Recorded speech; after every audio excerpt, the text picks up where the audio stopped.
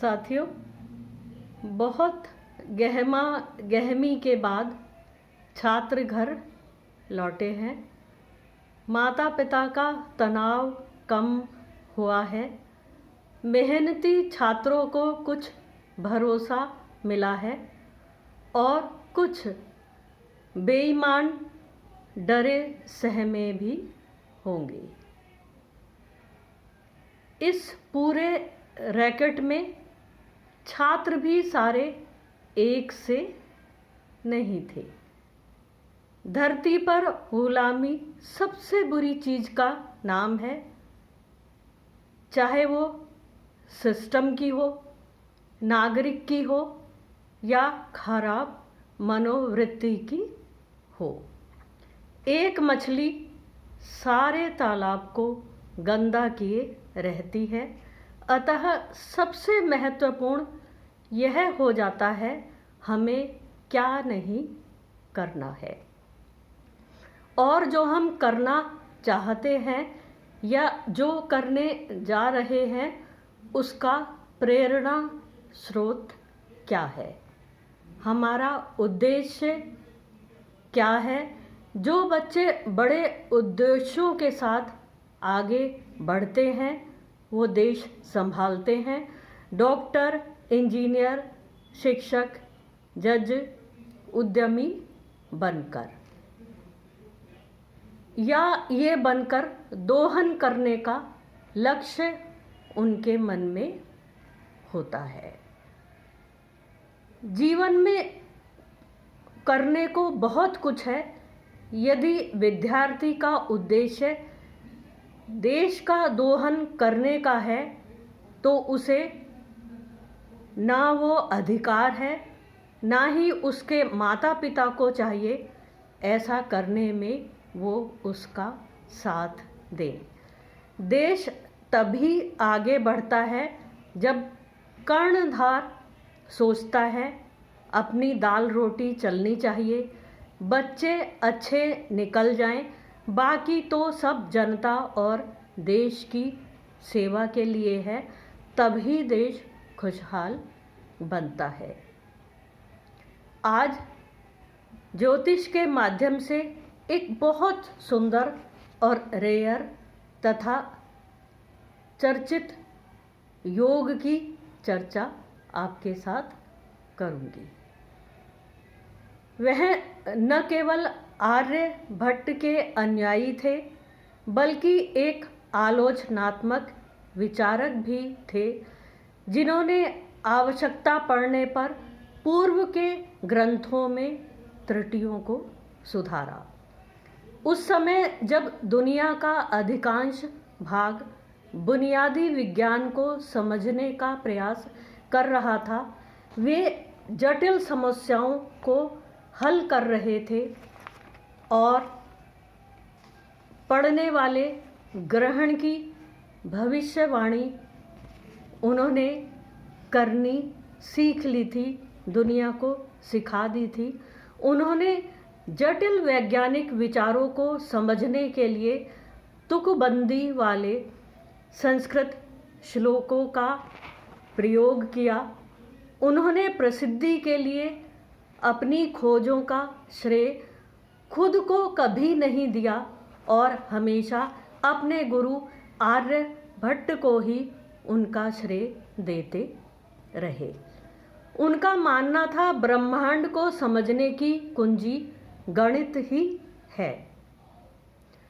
उनकी विरासत कक्षाओं, शोध पत्रों और प्राचीन भारत की समृद्ध वैज्ञानिक विरासत की प्रशंसा करने वालों के बीच आज भी जीवित है। उन्होंने ग्रहों की गति का सटीक वर्णन किया। उन्होंने ज्यामितीय मॉडल का उपयोग करके सूर्य और चंद्र ग्रहण की घटनाओं को समझाया। उन्होंने समय के सटीक मापन हेतु सूर्योदय, सूर्यास्त, चंद्रोदय और अन्य दैनिक खगोलीय घटनाओं की गणना की और समय निर्धारण विधियों की चर्चा की। उन्होंने खगोलीय पिंडों की सटीक स्थिति की गणना करने की तकनीकी दी, जो प्राचीन काल में ज्योतिष, नौवहन और कैलेंडर तैयार करने के लिए उपयोग करने लगे। हम बात एक व्यक्ति की कर रहे हैं जो 12वीं सदी में पूरी दुनिया को दिशा दिखा रहा था, और आज लाखों विद्यार्थियों की भीड़ में कुछ हजार ही ऐसे हैं जो स्वयं पर इतना भरोसा कर रहे हैं हम पढ़कर अपने बल पर आगे जा सकते हैं, और वही दुखी हैं तमाम माफियाओं के कारण शिक्षा जगत के। इस बार गुरु पूर्णिमा के अवसर पर हम बात कर रहे हैं पूजनीय भास्कर प्रथम, जो 7वीं शताब्दी ईसा पूर्व हुए 600 से 680 ईसा पूर्व के समय पे। उन पर बात करने के लिए शायद पूरा दिन भी थोड़ा पड़ जाए।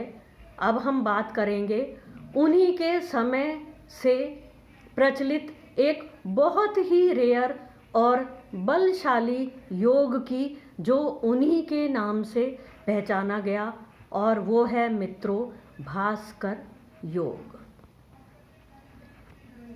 इस योग को प्रचलित करने का श्रेय जाता है आदरणीय भास्कराचार्य जी को।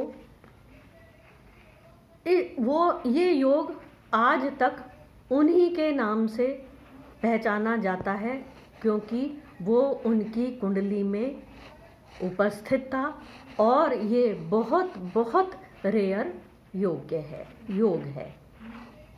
इस योग से व्यक्ति किसी भी चुनौती का सामना करने का साहस और आत्मविश्वास रखता है, भले ही कोई भी राशि हो, ग्रह किसी भी राशि में हो। बृहस्पति, सूर्य, चंद्रमा और बुध 3 घरों में एक त्रिकोणीय स्थिति में आपस में जब ये संबंध बनाकर बैठे हुए होते हैं, तो ये योग जातक को बौद्धिक और भावनात्मक दोनों स्तर पर अधिक लचीला बनाने में मदद करता है, जो उनके स्वभाव में भी स्पष्ट होता है। ऐसे लोग जीवन में दूसरों के लिए प्रेरणा स्रोत बनते हैं। अब इस योग को ध्यान से समझें। जब सूर्य से दूसरे भाव में बुध ग्रह, बुध से 11वें भाव में चंद्रमा, और चंद्रमा से 5वें या 9वें भाव में बृहस्पति ग्रह विराजित हो, तो प्रसिद्ध भास्कर योग बनता है। ये योग बनने से जातक निडर, विद्वान और आकर्षक होता है। साथियों, स्वामी विवेकानंद जी ने कहा था, हमारी नैतिक प्रवृत्ति जितनी उन्नत होगी, उतना ही उच्च हमारा प्रत्यक्ष अनुभव होगा। आज का विद्यार्थी नैतिकता में जीना भूलता जा रहा है। यही अनैतिकता का घड़ा अंदर ही अंदर कुछ लोगों के द्वारा भरा जाता रहा और फूटकर बाहर आया। यह एक अच्छा लक्षण है। गुरु पूर्णिमा पर शिक्षा व्यवस्था से संबंधित अधिनियम पास होगा। ईश्वर उस नियम को जल्द से जल्द स्थापित कर हमारी सरकारें हमारे छात्रों के एक सुनिश्चित भविष्य के रास्ते को प्रकाशित करें।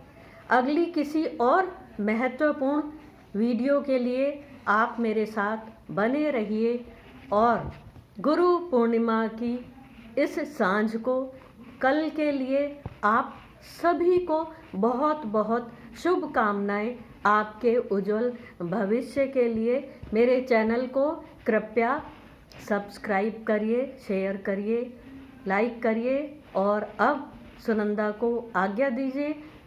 मेरे चैनल एस्ट्रो सुनंदा सुनीता पर बनी रहिए।